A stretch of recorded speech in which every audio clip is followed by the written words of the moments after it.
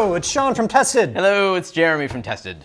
What do we have here, Jeremy? This is look at all the colors. I know. This is amazing. So this is the Prusa i3 Mark IIs printer. Which right? we did a build on, which you can check out. You guys built this with Simone just earlier this year, right? Yeah, we built the base model, and then you have a special addition to that. So I bought, and we saw this at Maker Faire. As soon as I saw it, I said, that's amazing. I want to try that. And I ended up buying it, the multi-material upgrade for this Prusa printer. So it can do 4 materials through a single extruder. Say what? Yeah. So their sales pitch is, the multi-extruder printers are hard to align and they're cumbersome, and it's more work than is needed. All true things. So what they've done is they've taken a single extruder and they have put 4 stepper motors back here that push the filaments down into them through this little multiplexer combiner thing here, and then you have one color coming out at a time. Mm-hmm. And I've seen this approach a few different times, like at 3D printing trade shows and Maker Faire and stuff. Really? None of them, I've seen none of them come to fruition. So it's prototypes. It's or just failed Kickstarters, vaporware, like all that kind of stuff. And we should also back up a minute and talk a little about the history of multicolor printing, because it's always been a problematic thing. I have one of the earlier commercial ones. I have the MakerBot 2X. Okay. Was their experimental printer, and it had 2 heads on it that you could do 2 different colors or support, dissolvable support, like all that kind of stuff. That's part of the sales pitch behind multi-material, right? Is you can do 1 standard plastic and then 1 dissolvable support material. So that if you want to do crazy supports that you couldn't otherwise clip out, dump it in water and it dissolves. And the 2X was problematic because it had 2 nozzles that needed precisely aligned. I mean, precisely. And there was no good mechanism for precisely aligning them. It was literally like, and trying to tighten with, it was a nightmare. Trial and error. If they ever went out of whack, it was terrible, because what would happen then is anytime you're trying to do any kind of print, it didn't have to be a dual print, the second nozzle, if it was just a little off, would hit the print and knock it off the bed, or and then this was a torture test. This is actually, let's go back actually, I've written 2014. Wow. Yeah, 3 years ago. I did the tested sign, and originally I tried to do this as a dual color print on the 2X, and this is a torture test because you got white and black, and it is almost impossible to not get any black in the white. So I ended up doing this as completely separate pieces that I glued together afterwards. And lots of hobbyists have gone on Thingiverse and downloaded multi-part prints that you print in different colors and then assemble them together, kind of like that. Yeah. But that's sort of what we've said, that's what we've been taught we need to do. Right. And then we move along to something more recent, the Ultimaker 3, which was a really big deal. I've got one at home that I use all the time. So that kind of avoids the print head hitting thing, right? Yeah, it's interesting. It actually does have 2 print heads, or the print cores they call them, and they have a mechanism where it lifts one out of the way, so it lifts it up and down, and it works great. But it's only 2. It's only 2 colors or 1 support. And how much is it? $2,500? Yep. So, and it is a fantastic printer. No doubt. Like if you need a workhorse, for your business or whatever like that, it does a fantastic job. But it is hard to argue with 4 colors that obviously are working pretty well for less than half the price. Right. Like this printer, I think, is the Mark IIs. Now that they've had the Mark III, this is now down even lower, $600, I want to say. And then the upgrade is $300 on top of that. Now, can you get this as a kit, or you can get it as a already pre-built? That's right. Can you get the multi-material pre-built? No. That's strictly a kit. Okay. And it's going to be an advantage if you've built it, right? Because you do have to take apart the extruder. Yes, having just done that, it is advantageous to have built it. For sure. But it wasn't too bad to put it all together. No, I wouldn't say so, especially if you've got some time on your hands and you're happy to take it slow and figure things out. You'll be all right. So let's talk a little bit about, first, do you want to talk about this, or should we talk a little bit about how you have to set up multicolor prints? Right, because that's 2 entirely different things. Well, let's take it from a hobbyist perspective. If you're like me, right? So if you like to print things for fun, you go on Thingiverse from time to time and print interesting things that are shared, or you have kids and they want to print things on the weekend, or you have visitors, just for fun. That you're going to see the multicolor and you're going to say, who wouldn't want that? That's awesome. And then you're going to go on Thingiverse and you're going to discover there's 10 to 15 things. So there aren't a ton of multicolor things for you to download right now because We'll be seeing more, yeah. I would hope so, but there is a process involved in either coloring models that already exist or in making your own, from scratch. Right. You have made your own from scratch with the Tested logo. Yeah. And what did you use to model this? This was done in Cinema 4D, which is kind of like Maya. Right. You can do it in anything. But it's just there's a very specific process that you have to go through to get there. So basically, you need separate geometry, separate STLs for every color, right? And they all they're right next to each other. Everything's adjacent. Exactly. So basically what I did for this, because we wanted to see how this kind of worked. Yeah. So I did, the test goes the whole way through. So these are models that are as thick as this. And then the ED, we did a really thin one that floats on top because we wanted to see how the different colors interfaced. And I wanted to see how the bleed was and all this kind of stuff. So this was literally, Tested was its separate model.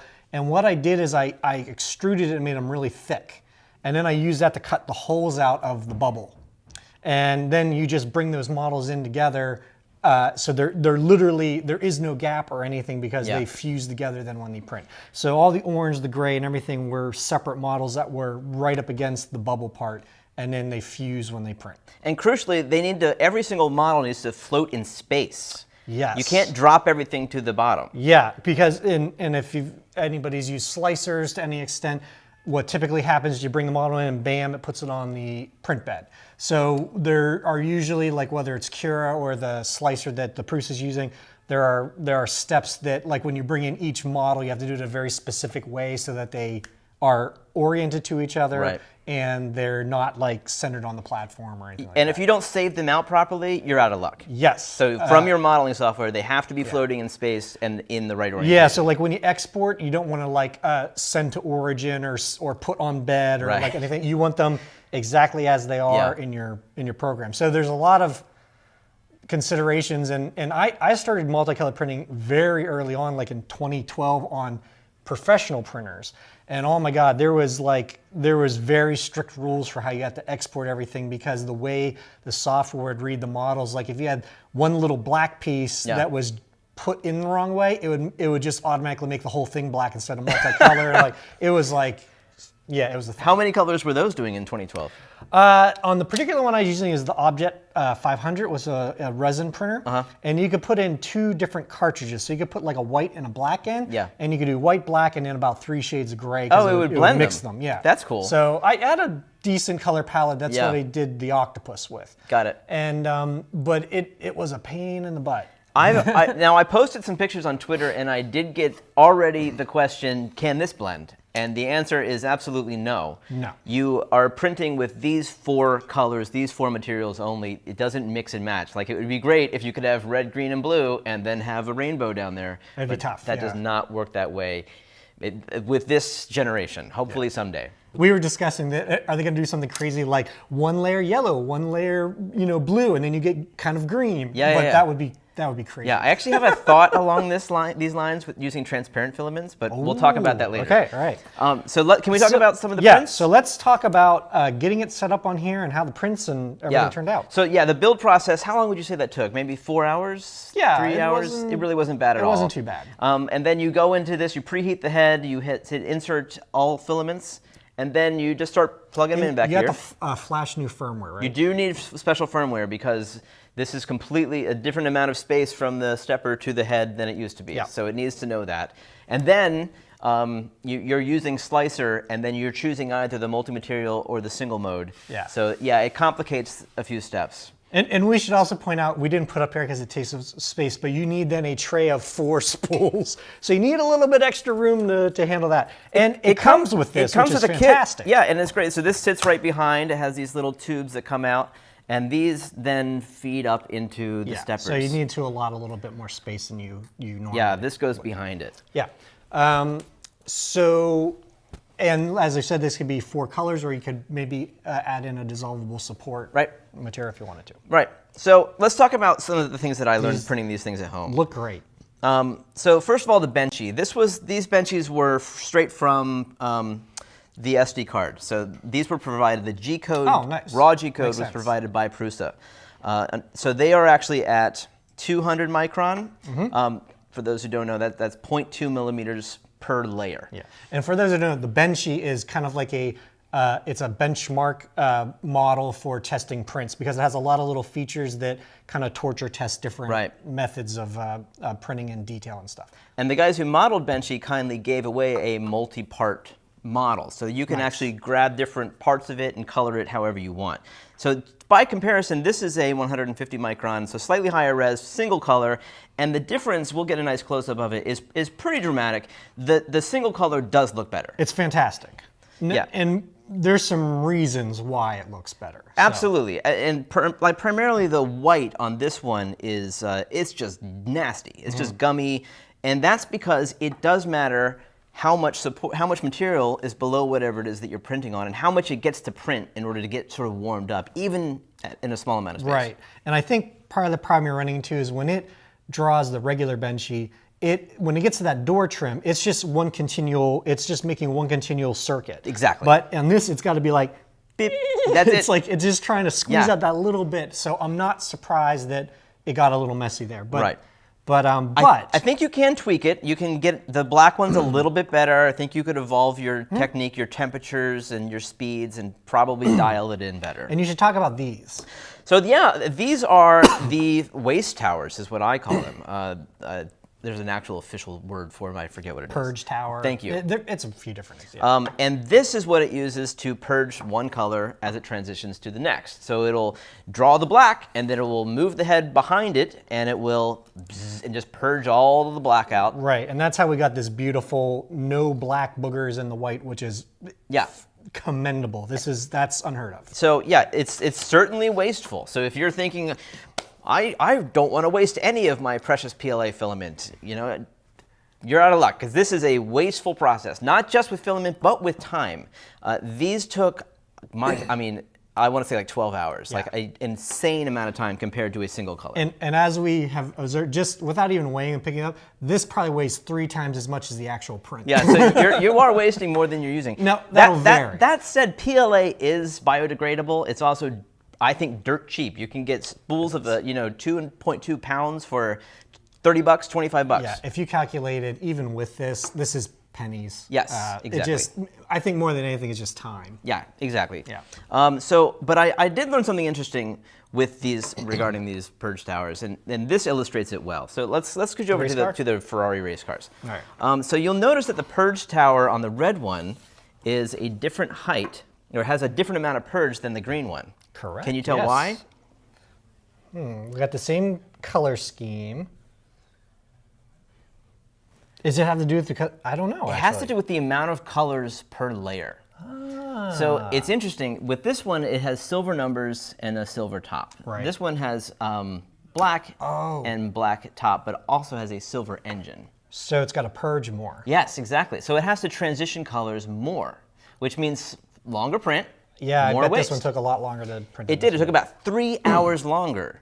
And so I thought that was interesting. So you can actually plan ahead and design your model if you want to make it most efficient in terms of how many colors per layer.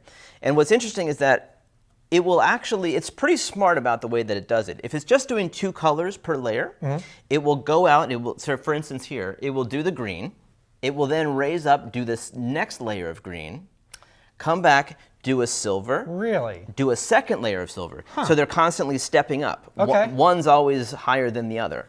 Or rising up 2 layers. Interesting. It's very smart that way. If you have 3 colors, then that's why it takes longer, because it has to do a purge for every single layer of that middle color. Right.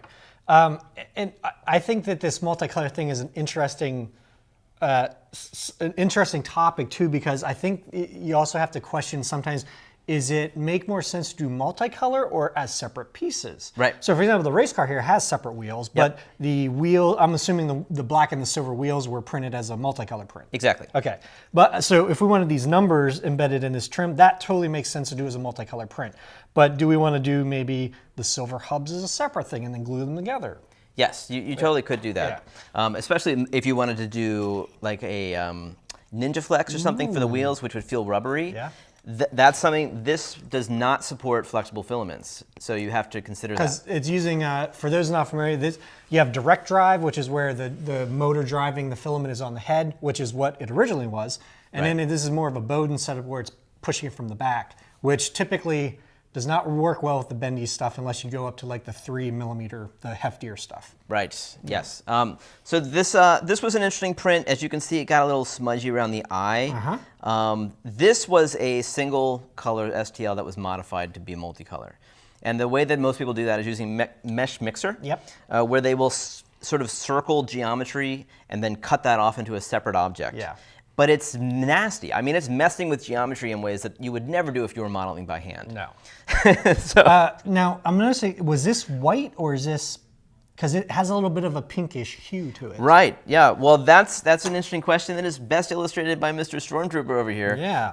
There is going to be bleed. Now, we didn't notice it with this because this is clean. Because you only notice it layer to layer. If you're looking at a single layer on top, you're not going to see it. Yeah, I can see, I mean, it's not severe, but he's got gray boxers on. It almost looks like you can see through his white outfit into like a black Now- layer underneath, but actually the white has been colored slightly black. Interesting. So if anybody has changed filament, you get that, especially going from a dark color to a light. Yeah. You have to like run it for a while to purge out every little bit of that color, and that can be hard to do. Like sometimes I let it purge, like, oh, it's looking good, and all of a sudden, bleh, you just Yeah. get this hidden blob Yeah. from somewhere inside there. Exactly. So I could see this is particularly challenging.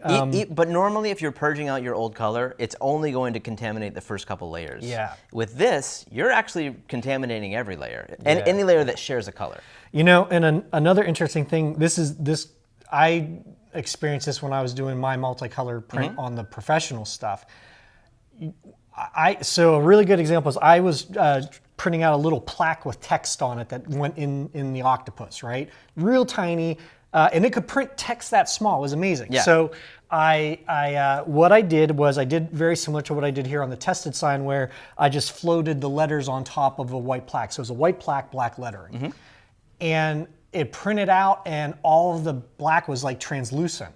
It was like you could see right through it. It was like it was done in like smoked acrylic or something. I'm like, what the? And what it was is that what I didn't take into consideration was that the layer heights at that size were so small and thin that you got bleed through from what was behind it. So, you know, so sometimes you might get this kind of effect just by that. Like if there was a big black chunk behind just like one wall or two walls of white, it might actually bleed through color-wise. So that then I had to go back and recreate that plaque by doing this, where I made the letters really thick so it was black the whole way through, so there's nothing to bleed through. It's like it's a mind bender sometimes. I think I need an illustration. Well, The black and white is the worst case scenario. Yeah. So you can see it a little bit with this red. You can see a little coloration of black in the red. just a tad. But it's not too bad. Honestly, it's not a deal breaker. And what I want to see is a setting in Slicer where I can adjust how much purge it does. And I can't find that. I don't think that that's in there. I'm guessing that's going to come. Yeah, it's because this is still relatively new for them, and, and I don't think a lot of people are probably getting it. So, and I think that you'll see tweaks for that. Like, I know when the Ultimaker 3 came out, there was a lot of problems with the purge tower. It would fall over, or it wasn't wiping well enough. Funny. Like, because the first time I did this on the Ultimaker 3, I did get boogers. That's been since they fixed all that, but it's just software updates, and then you can now modify how big it is, how much it purges each layer, how solid it is. You know. All right. So this is a good time to point out you are stuck with Slicer for this. So, and I mean the slicer called Slicer, SLIC3R. That is. Prusa has a version of that they have, like their flavor of it. Exactly, like it's open source, so they've taken it and they've made their own version of it that's made for the multi-material. You can't use Simplify 3D or Cura in order to print with this right now. I looked into that. Yeah, Simplify is not set up for it. Yeah, I would like to see that eventually. I would love to see Simplify add that. Now I used it to set up this, and it was pretty straightforward. Having now gone through a bunch of them, how was your feelings on the software? Like how that all worked? Well, I mean, if you're comfortable with Slicer, it's okay. I mean, especially grabbing models that already exist, you basically grab all your STLs, you drag them as a group onto the build platform, and it says, hey, you look like you're trying to do multicolor. Yes, I am. You click, and then you go in and you assign your extruders 1, 2, 3, and 4 to all the STLs that you dragged in. It's actually quite simple. Then you just select print settings as normal. Yeah. I found even more than normal, I wanted to print at a higher resolution.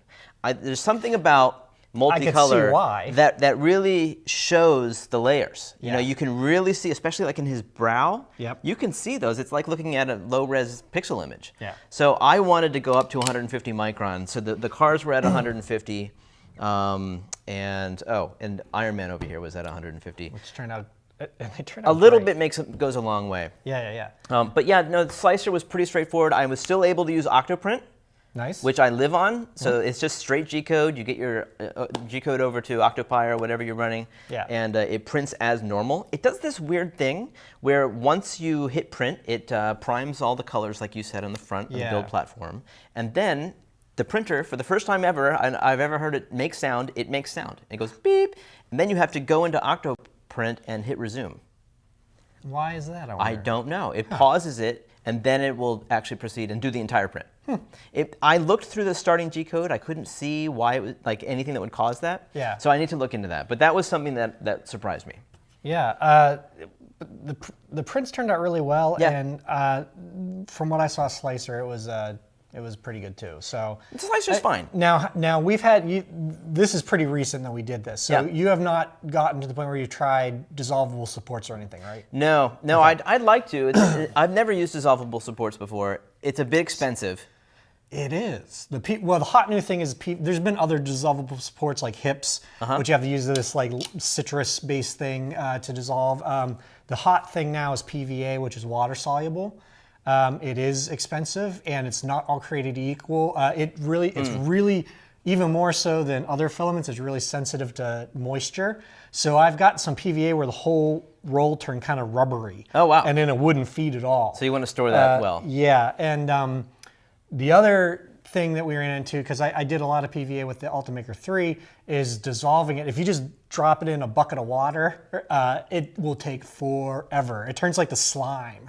And then, so what I did is forever being like overnight? Like, hours. Like I put a really tiny guy in there, and it took like 16 hours until everything dissolved off. Now that was just in a standing cup of water. Warm water helps. You don't want it too hot because it'll warp the PLA. Okay. So one of two things are good for this while we're talking about all this stuff. Sous vide, which we have lots of experience with on testing. Wow, that'd be because perfect. It heats the water and it circulates it. Yeah. Now, so if you can pick up a cheapo sous vide that you can use for that, that's great. My experiment was a fish tank. I got like a little starter fish tank on Amazon for like $50 because it's got a heater. It's got the filter that circulates the water. So I put some warm water in it. I turned the heater on. I didn't leave in any of the filtration medium. I just let it circulate the water, and that worked really well. Nothing got clogged up. It cleaned it off in a matter of hours. So, so those are some things to try out if you delve into the dissolvable supports. Yeah, I will probably be giving you a call about that. One quick note about these purge towers is that it's not all waste. If you're at a point in your model where it's just one color, like his thighs, and you see white here, this is almost empty. This is 1% infill, if that. It's just a rectangle with a in the middle, just enough to allow you to print on top of it. So it's worth noting that this is not solid.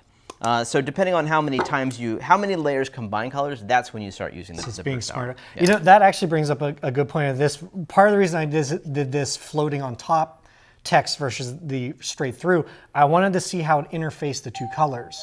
I'll just pick up from there. Okay. So that brings up an interesting point because part of the reason I did this the way I did with the ED floating on top, I wanted to see how to interface the two colors. Typically with multicolor printing, what I would see is it would treat it as if it was almost like a brand new print. So it would like put a cap on the white and then start like 3 layers of the black and then build it up from there.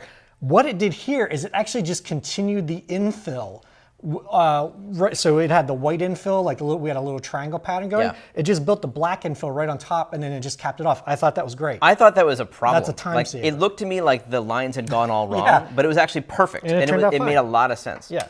So that leads well into, like, you said that there wasn't a lot of these models on Thingiverse and setting up these models. Yep. And that's the stumbling point. It's kind of like going back to like the stumbling point of 3D printing in general is that not a lot of people could 3D model. Well, it's gotten to the point now there's more and more software coming out that's easy to use, and there's so many models you can just grab and print and stuff. But now we're running into another little hitch, like, how do you set these up? And it's important to note that, because I've seen this confusion a little bit, is sometimes people are confusing the multi-material printing with texture maps, because those are different things. So like if you go to like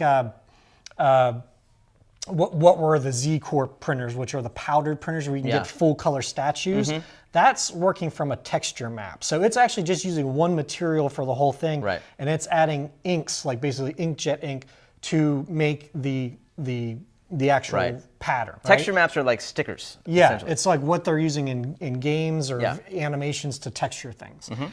This is different. This is actually physical models that have to be different colors, which is a whole nother animal. Now, if you're talking about like this guy, where you take an existing model and you break it out into multicolor prints. Yeah, so a lot of people are using Mesh Mixer for that. Free. But I gotta say, the best models to do this with are with ones that have been made for multicolor. And the only one that I found, besides Benchy here, is the Iron Man model. Which and, a and lot. that, surprisingly, like the eyes, I didn't expect the eyes to turn out that well. I expected them to turn out, more like this, a little gloopy, something's wrong, because there's not much material there that you see. But what's great about this model is the eyes are huge. Like they go inside his head. It's a great, even, symmetrical model back there. Lots of material, space for it to build and paint itself in there.